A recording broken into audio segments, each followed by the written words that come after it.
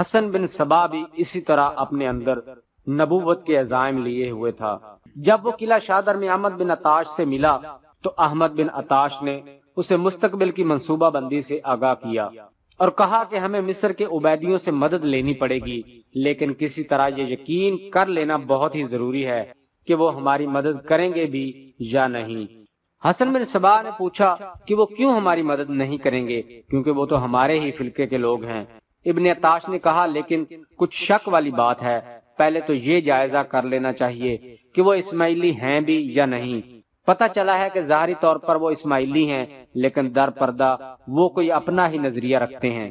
حسن بن صبا نے کہا کہ اگر یہ جائزہ لینا ہے تو مجھے مصر جانا پڑے گا۔ ابن عطاش نے کہا ہاں حسن، میں تمہیں مصر بھیجوں گا۔ ہمارا پہلا مقصد یہ ہے کہ اہل سنت کی حکومت کا تختہ الٹنا ہے، سلجوکیوں کا خاتمہ لازمی ہے۔ حسن بن صبا نے پوچھا محترم استاد، میں عبیدیوں کو نہیں جانتا، ان کی جڑیں کہاں ہیں؟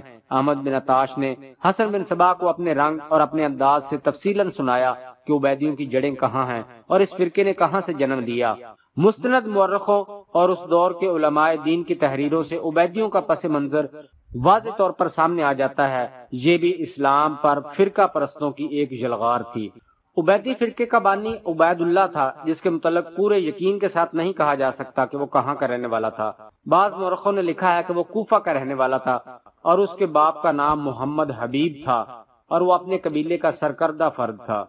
عبید اللہ جب جوان ہوا تو اس کے باپ نے دیکھا کہ اس میں ابلیسی اوصاف پائے جاتے ہیں اور وہ لوگوں کو اپنا گرویدہ بنانے کے لیے ہر ڈھنگ کھیل سکتا ہے۔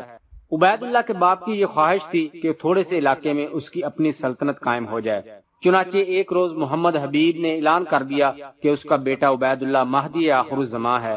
یہ بھی ایک الگ اور لمبی داستان ہے کہ عبید اللہ اور اس کے باپ نے کیسے کیسے ڈھنگ کھیل کر اور کیسی کیسی فریب کاریوں سے اپنے پیروکار بنا لیے اور ان کی تعداد بڑھتی چلی گئی۔ عبید اللہ نے سن 270 ہجری میں مہدویت کا اعلان کیا تھا اور اس نے اپنے فرقے کو فرقہ مہدویہ کا نام دیا۔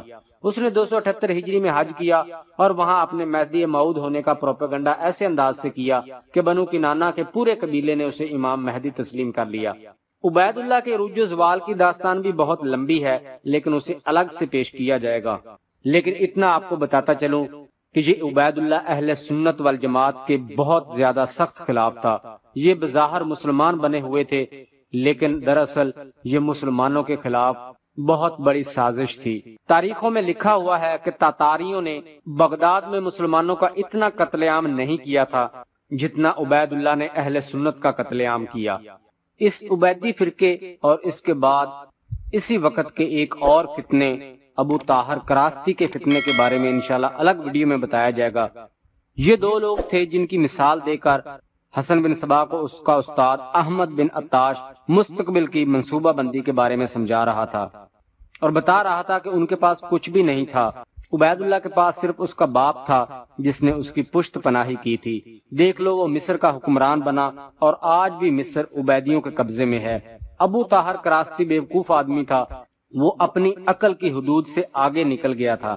حسن بن صبا نے کہا میں یہ تو جانتا ہوں کہ مجھ میں کوئی مافوق الفطرت طاقت ہے، لیکن مجھے ایسی رہنمائی کی ضرورت ہے جس سے میں جان سکوں کہ یہ طاقت کیا ہے اور اسے کس طرح استعمال کرنا ہے۔ احمد بن عطاش نے کہا وہ طاقت تم اپنے ساتھ لائے ہو۔ حسن بن صبا نے کہا وہ تو میں جانتا ہوں کہ وہ طاقت میرے اندر موجود ہے۔ احمد بن عطاش نے کہا نہیں حسن، میں تمہارے اندر کی طاقت کی بات نہیں کر رہا، میں اس لڑکی کی بات کر رہا ہوں جو تمہارے ساتھ آئی ہے۔ کیا نام ہے اس کا؟ کیا تم نے محسوس نہیں کیا کہ تم اس لڑکی کے بغیر ایک قدم بھی نہیں چل سکتے؟ حسن بن صبا نے کہا ہاں استاد محترم، میں اس لڑکی کے بغیر نہیں رہ سکتا۔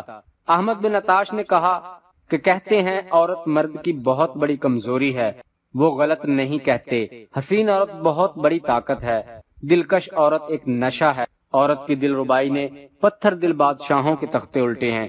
تم اس طاقت کو استعمال کرو گے۔ میں نے تمہیں سجا بنت حارث اور مسلمہ کی کہانی سنائی ہے۔ سجا نے اتنا بڑا لشکر کس طرح اکٹھا کر لیا تھا، اس نے کئی قبیلوں کے سرداروں کو کس طرح اپنا پیروکار بنا لیا تھا، صرف اس لیے کہ وہ حسین عورت تھی۔ وہ نشہ بن کر آدمی پر طاری ہو جاتی تھی۔ میں تمہیں طریقے بتاؤں گا کہ جو طاقت تم اپنے ساتھ لائے ہو اس سے تم نے خود کس طرح بچنا ہے اور اسے کس طرح استعمال کرنا ہے۔ اس علاقے میں جو چھوٹے بڑے قلعے ہیں ان پر قبضہ کرنا ہے۔ میں نے تمہیں کچھ تربیت دینی ہے۔ کہ کسی طرح سلجوکیوں کی حکومت میں